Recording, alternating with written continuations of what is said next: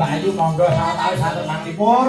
Kata lepas jago kepangarsami nggih. Bangkune kabeh padha kecekele nggih nek nganti kendelaru tak malah dadi bukane Ndoro Janok. Ayo, Ndoro.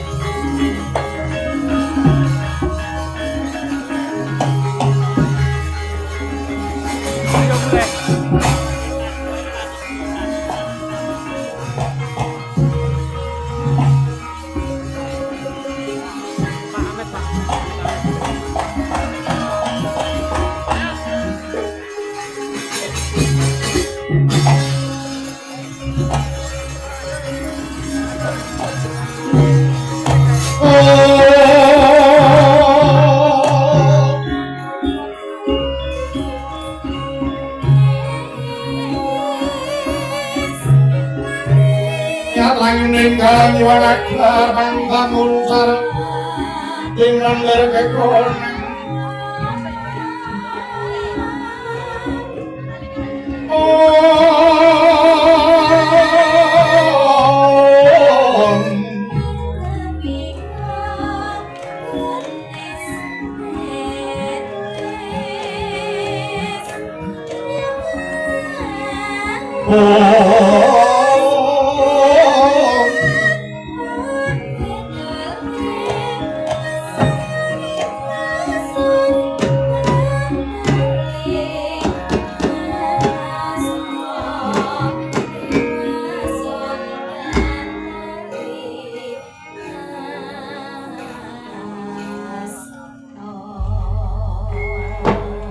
Ilayana mati-mati rohane Trilasa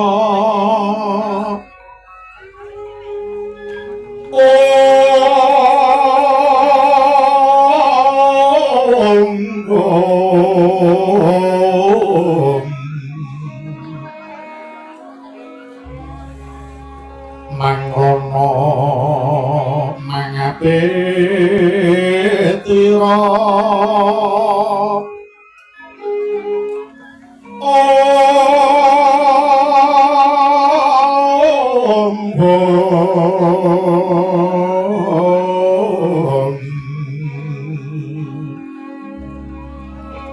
gending marioneng tamane Sejaya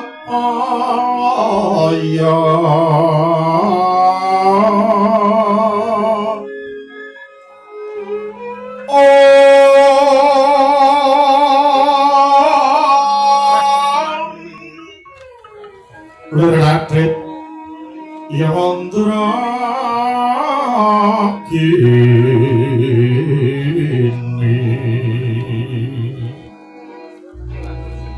ya nonton Joko lamar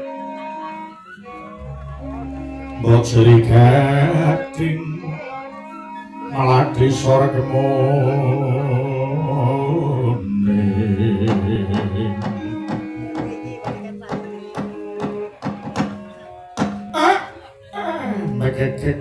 Kek kemel-kemel sadulita lae Ndara Janaka badhe tindak pundi Den nganti dhateng pun Semar sak anak kula nggih Gus paring dawuh kek tindak dhateng pundi kok ndang budal ya Bidasak iki. Amin Pak, sampeyan dhisik Pak. Arep ndang dilakoni nek ndang rampung. Sik, Mas, bapakte diliwat dhisik, Pak Tatin. Bapakte diliwat dhisik. Kakang Semar. Kula marmane aku nganti Kakang Semar lunga bing madyaning wong. Nggih, Pak Tatin, sama bakal ndak kan sukses. Merpeki marang putraku Gatotkaca kang wektu dina iki padha glandhen perang ana Randu Gumbala. Oh. Ingkang putra Ndara Gatotkaca glandhen yudha wonten Randu Gumbala. Kakang Semariyo. Lah badhe dipun kami dhateng pundi? Mulane aku sumusul marang putraku Gatotkaca jalaran bakal tak kanthi kundur marang Praja Pringgondani. Sumurupa Kakang Semar lamun wektu dina iki putraku Gatotkaca dening para kawula Pringgondani lumantar para wakil-wakile milih marang putraku Gatotkaca minangka dadi Narendra Pringgondani mbacukake marang leluhure kang wis kajeng ana ing angin. Dados dinten menika Ndara Gatotkaca sampun dipun pilih dados ratu Kakang Semariyo. Kabejan kok nganti ora bisa dimerek iku nggih Kang Putra Ndara Gatut. Sasampun mekaten menapa sampun wonten pasarujukanipun kadang saking Pringgondani Den kabeh manut pangandikaning Mbak Iwarimbi para kadang drojo wis padha sarujuk yen to putraku Gatotkaca piniji dadi Narendra Pringgondani nyekel bawah pemerintahan negara Pringgondani. Nggih, menawi sampun wonten gumala ing Rembag tegesipun wis ora bakal ana rame-rame.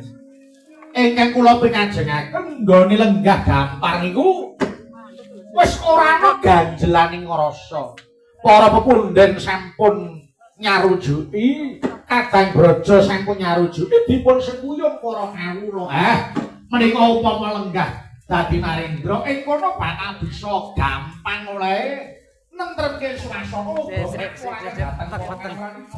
Kadang-kadang. Yo.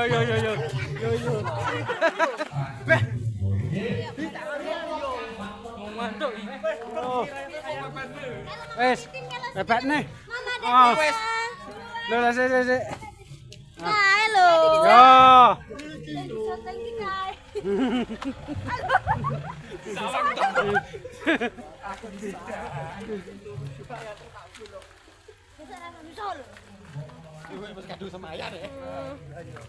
Ngene iki malah syuting ra ikut tok. Bara derun. Darur. Ngene lho, ngene. Ayo. Nek mobil cepetan. Kisah dawa ra to? Dawa. Perang mepet kan ya. Kah. Tamplok malah kolu aku. Kowe berarti. Aku tunggu nyoket lahir loh. Malah marah tuh.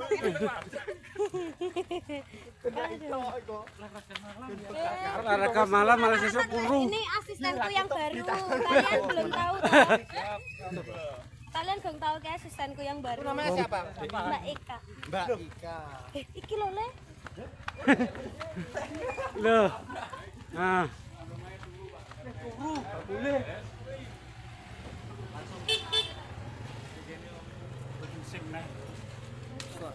Pas juang rokne jan iki. Yati. Ya wis lah ayo. Mukae ning pamae. Pame aduh. Arep ning kene syuting. Ojo. Girap-girap cacaku. Pitung bengi rasa turu udah iki. HP pulo aku. Iya, Mbak apa ya? Motoran, Mbak. Wis hati-hati ya. Patrick iki. Sudah. Wes.